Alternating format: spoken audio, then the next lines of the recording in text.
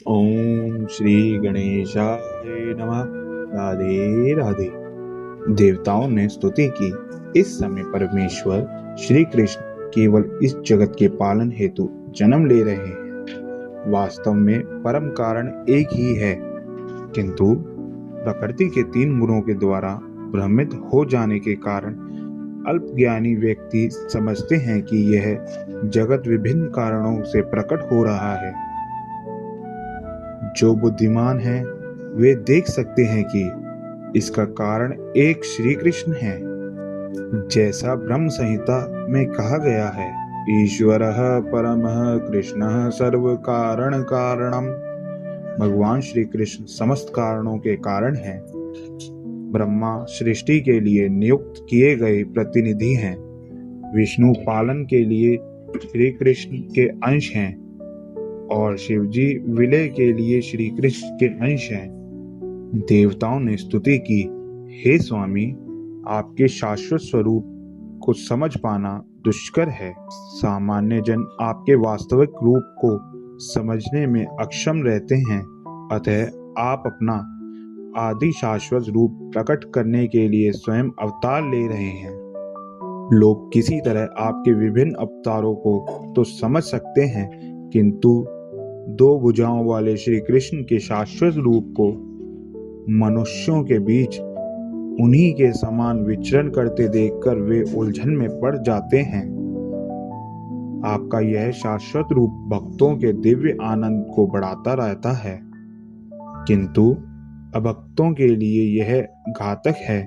जैसा कि श्रीमद् भगवद गीता में कहा गया है कि श्री कृष्ण साधु के लिए अत्यंत मोहक हैं, परित्राणाय साधुनाम, किंतु यह रूप असुरों के लिए अत्यंत घातक है, क्योंकि श्री कृष्ण असुरों के वध के लिए अवतरित होते हैं। अतः वे एक ही साथ भक्तों के लिए मोहक और असुरों के लिए घातक हैं।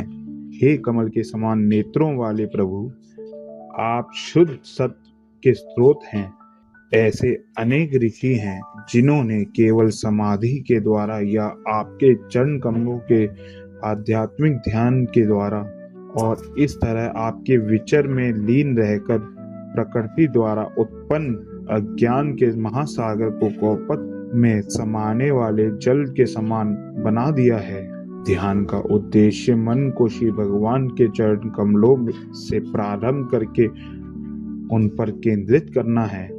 श्री भगवान के चरण कमलों के ध्यान से ही बड़े बड़े मुनि इस विशाल भव सागर को बिना कठिनाई के पार कर लेते हैं।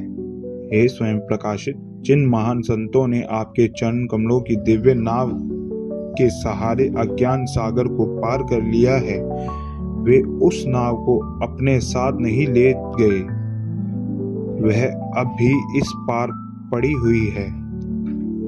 यदि कोई नाव द्वारा नदी पार करता है तो वह नाव को भी उस पार लेता जाता है। अतः जब वह अपने गंतव्य पर पहुंच जाता है तो फिर वही नाव किस प्रकार उन लोगों के लिए उपलब्ध हो सकती है जो इस ओर प्रतीक्षा कर रहे हैं। इस कठिनाई का उत्तर देने के लिए देवता अपनी स्तुति में कहते हैं कि श्री भगवान के चरण कमलों कि यह नाव ले नहीं जाई जाती। जो भक्तगण अब भी भव सागर के इस पार खड़े हैं, वे दूसरी ओर जाने में समर्थ होते हैं, क्योंकि शुद्ध भक्त सागर को पार करते समय उसे अपने साथ नहीं ले जाते। जब कोई इस नाव के पास जाता है तो भौतिक अज्ञान का सारा समुद्र सिमट कर कौपत में समा जाता है। अतः भक्तों को दूसरी ओर जाने के लिए नाव की आवश्यकता ही नहीं पड़ती, वे तुरंत समुद्र पार कर लेते हैं। चूंकि महान साधु पुरुष समस्त बुद्ध जीवों के प्रति दयालु होते हैं, अतः नाव तब भी इस ओर पड़ी रहती है।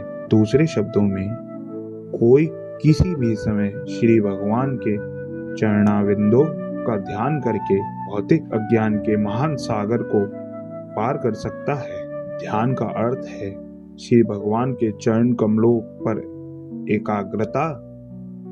चरण कमल श्री भगवान के सूचक हैं, किंतु जो निर्विशेषवादी हैं वे श्री भगवान के चरण कमलों को नहीं मानते, अतः उनके ध्यान का विषय निराकार होता है।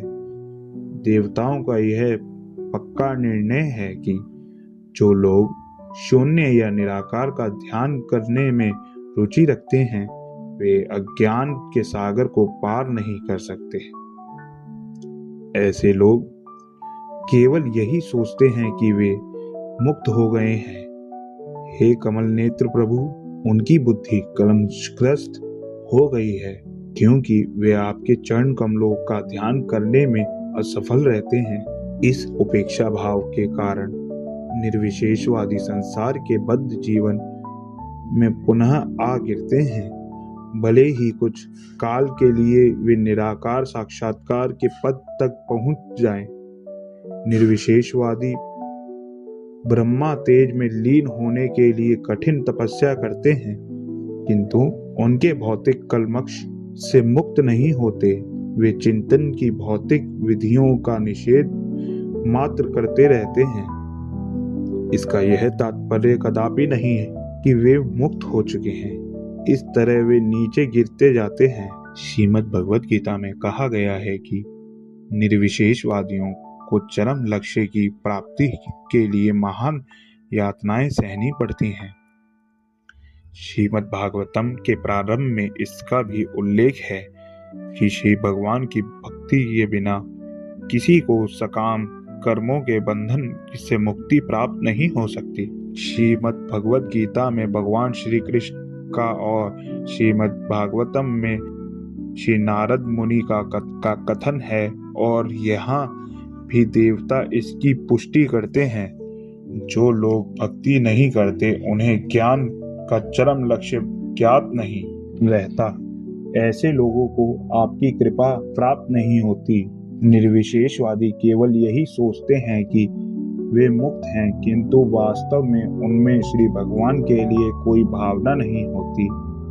वे सोचते हैं कि जब श्री कृष्ण इस जगत में आते हैं तो वे भौतिक शरीर धारण करते हैं। इस प्रकार वे श्री कृष्ण के दिव्य शरीर की उपेक्षा कर देते हैं। श्रीमद् भगवत गीता में इसकी पुष्टि हुई है। अवजानन्ति मामूढ़ाः फलतः निर्विशेषवादी भौतिक वासना पर विजय पाने तथा मुक्ति तक पहुंचने के बावजूद नीचे गिर जाते हैं। यदि वे ज्ञान के लिए ही वस्तुओं को जानने में व्यस्त रहते हैं और श्री भगवान की भक्ति नहीं करते तो उन्हें वांछित फल प्राप्त नहीं हो सकता। उनके हाथ लगता है केवल उनके द्वारा उठाया गया कष्ट और अधिक कुछ नहीं। प्रेम से बोलिए राधे राधे और देखिए क्या जादू होता है। आपका दिल खुशी से भर जाएगा। कमेंट में लिखिए राधे राधे।